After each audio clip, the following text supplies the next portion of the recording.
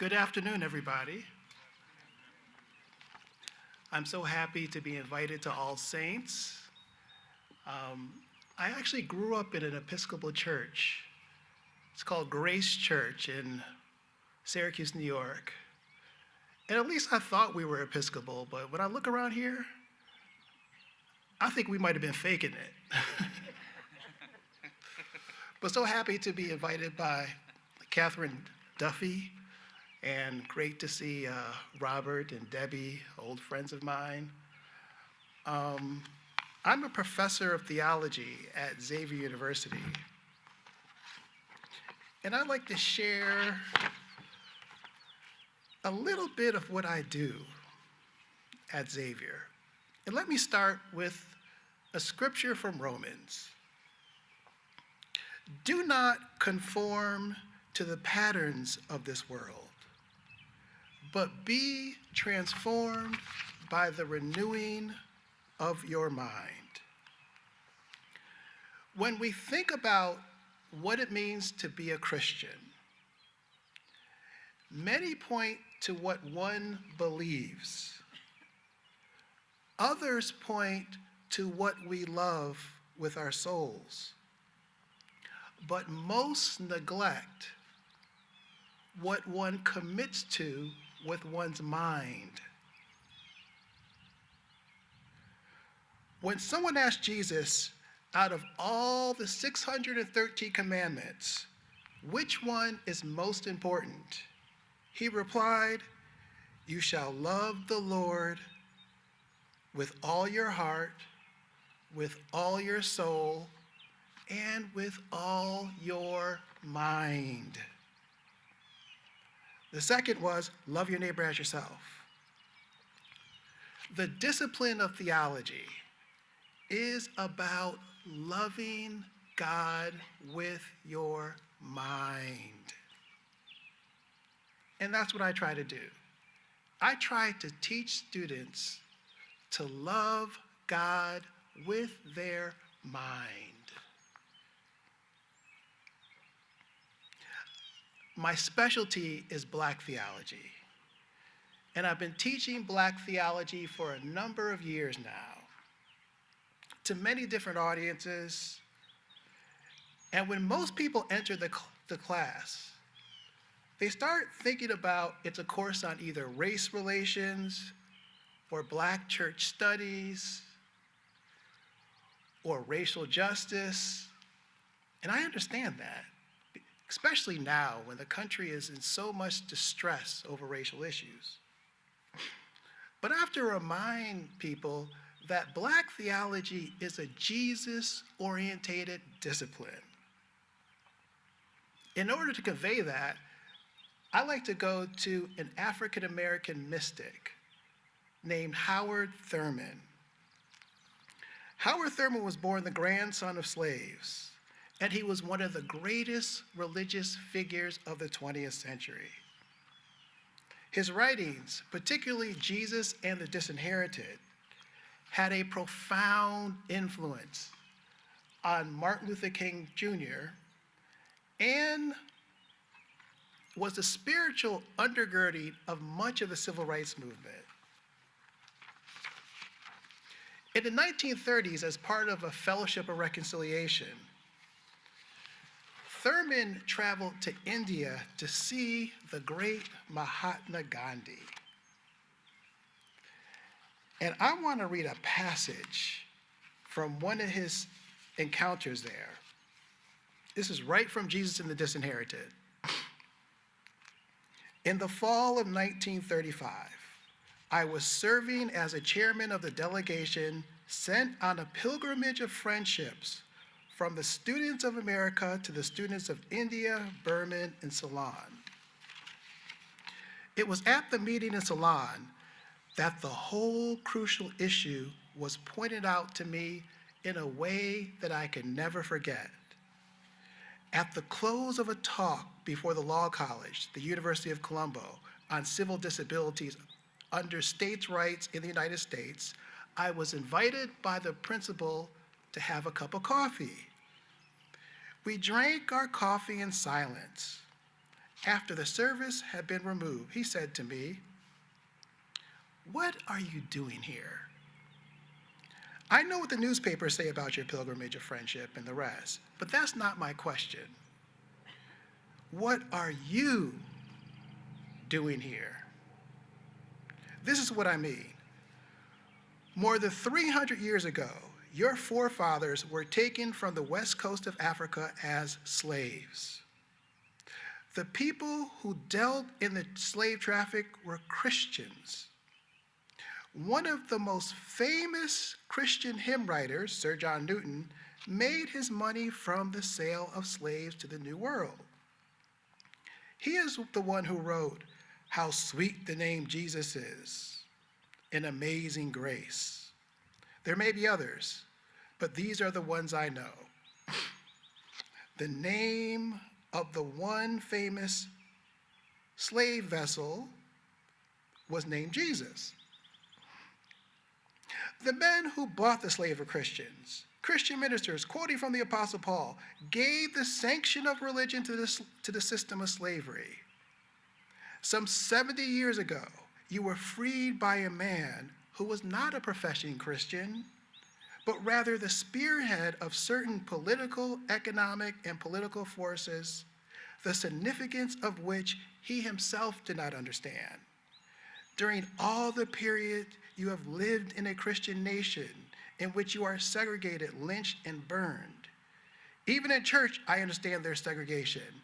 One of my students who went to your country sent a clipping telling me of a Christian church in which regular Sunday worship was interrupted so that many can join a lynch mob against your fellows.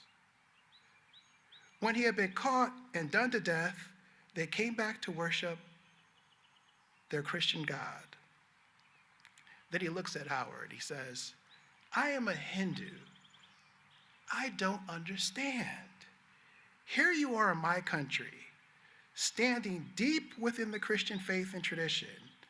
I don't wish to be rude to you, but sir, I think you're a traitor to all the darker peoples of the earth. And I'm wondering what you, an intelligent man, can say in defense of your position." Now you can imagine that was a pretty uncomfortable cup of coffee. But it hit Howard deep, and he started to think. And he started to really think, like, why do I hold on to a tradition that's had a history against this, of this type of treatment of my people? And then that spurred this book, Jesus and the Disinherited. And in this book, he talks about, he discovers that the teachings of Jesus are really for those whose backs are against the wall, the disinherited, the dispossessed. And he starts to notice that Jesus, first of all, is a Jew, and a poor Jew at that. And he spoke to the peasant class, the disinherited, and he threatened Roman power. And at the end of the book, he makes a distinction between the religion of Jesus versus the religion about Jesus. The religion of Jesus is experiencing God the way Jesus experienced God. The religion about Jesus is all the bad stuff, all the slavery and colonialism, the things that people said about Jesus.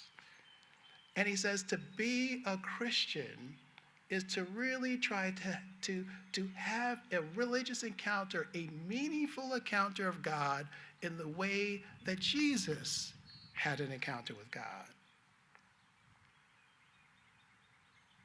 And that's a challenge, because in our contemporary world, the main task of Christianity for many who talk about the religion about Jesus is not leading people into the world, but leading them out of the world. The task is seen as preparing the individual soul for another world, to escape into heaven. But that, for Thurman, is not the witness of Scripture or the experience of Jesus. Scripture is not a manual that prepares people to leave this earth, but to live more responsibly in it. So a couple things I want to really talk about in terms of what it means to live the religion of Jesus. First, Thurman would talk about God as the creator and the creator of life. In Christian thought, we talk about the doctrine of creation. And there's creation, but the doctrine of creation has three senses to it. And in Latin, it's creatus originalis, creatus continuus, and creatus nova. That is, the original creation, continuous creation, and the new creation at the end, okay? Most of us think of creation as just in the beginning, right? That God created in the beginning the heavens and the earth. But for Thurman, the focus was on continuous creation, that the Spirit of God is in all things. And if the Spirit of God is in all things, then all things have sacred value. That creation is not something that happened in the beginning, but it constantly goes. It's going in our lifetime. That God's activity is ever at work in our lives and the lives of others.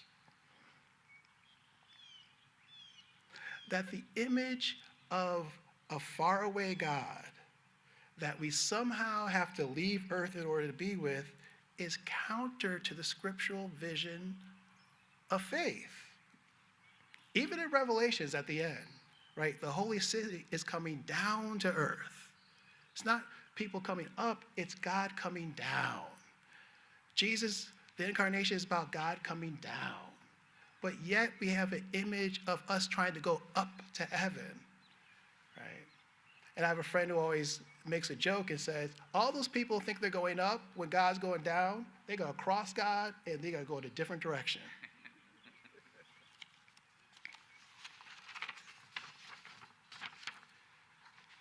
And even the creation at the beginning, right? It's in a garden.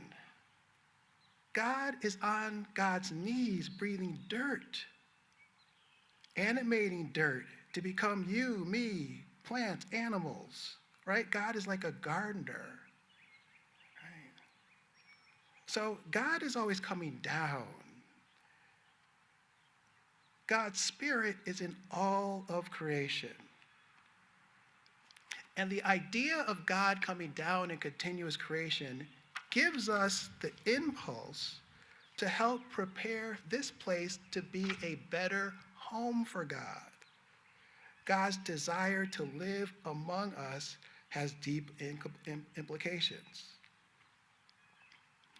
Point number 2, Jesus' experience of God is both of liberator and reconciliator. In Luke, Jesus talks about liberating the captives. But also in Colossians, the task is one of reconciliation. God reconciles everything to God's self. Right? But the way we've been taught to interpret that is only when we talk about God's reconciliation, we're only thinking about humans, right? People only. And most of the time, we even restrict the human community. People like me, good people. But why should the idea of God reconciling all things to God's self be restricted to the human community? This should be understood in cosmic terms. God is reconciling all of life. That is plants, animals, microbes, humans, and others to God's self. This is the idea of reconciliation. Even in the Gospel of John, where it talks about God came for the whole world, In the original Greek, the world is cosmos, right? In English, it's world. But in the original, it's cosmos. That's the entire structure of things, human and others.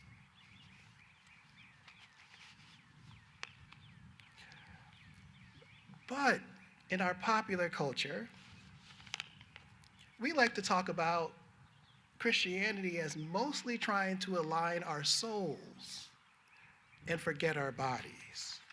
There's an inversion to embodiment.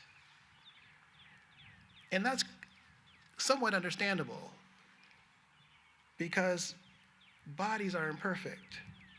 Bodies are susceptible to pain. You know, my body's tired and sleepy and sometimes fails itself. My father's 85 years old. He just survived COVID. He's got gout and a lot of pain.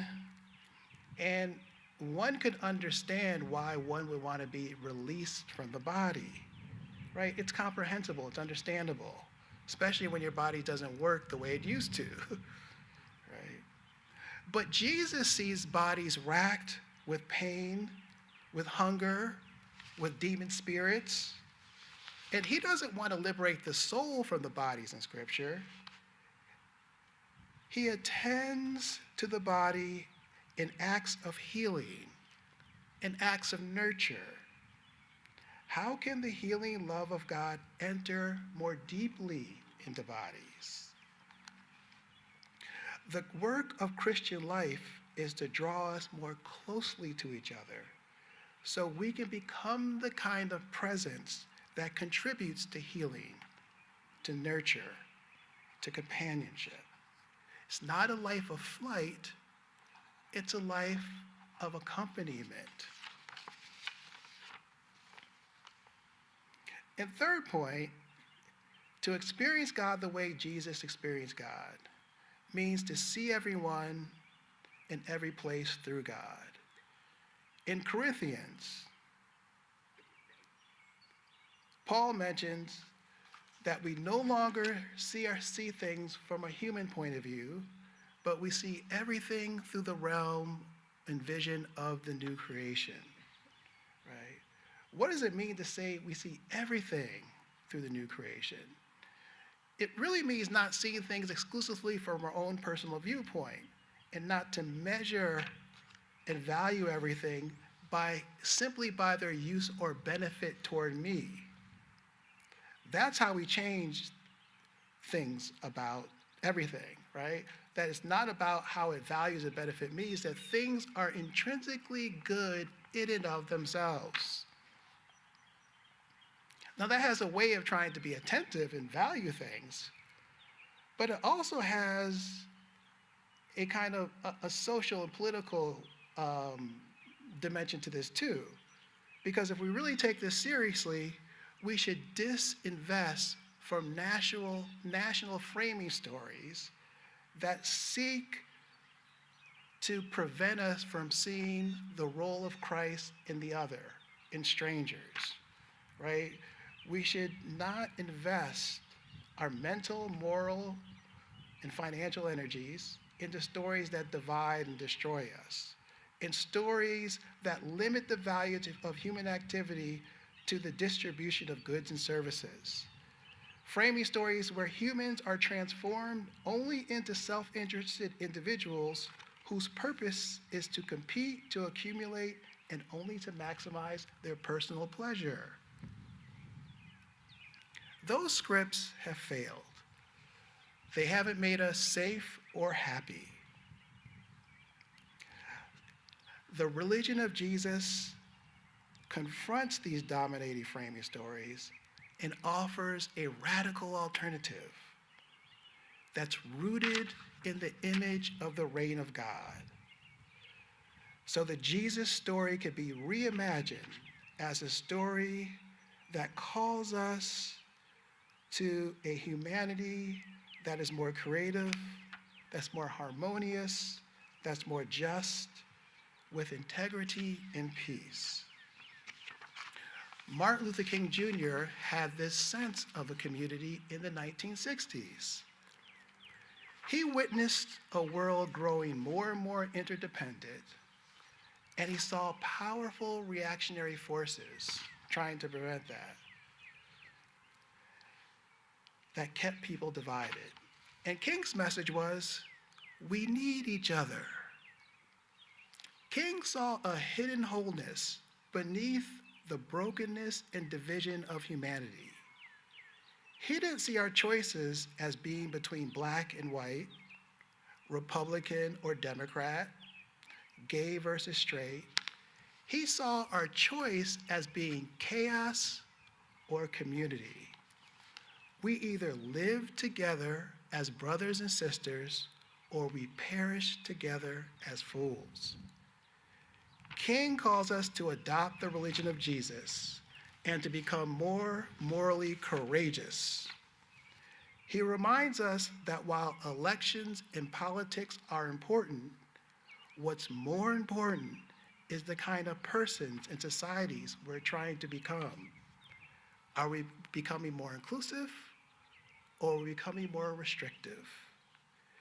King calls us to shed the scales from our eyes and see the hidden wholeness, which he referred to as beloved community, that is set out within us, before us, with the realization that we are able to hew out of the mountain of political despair a stone of hope. With this, we are able to transform the discords of our nation into a symphony of sisterhood and brotherhood. Thank you.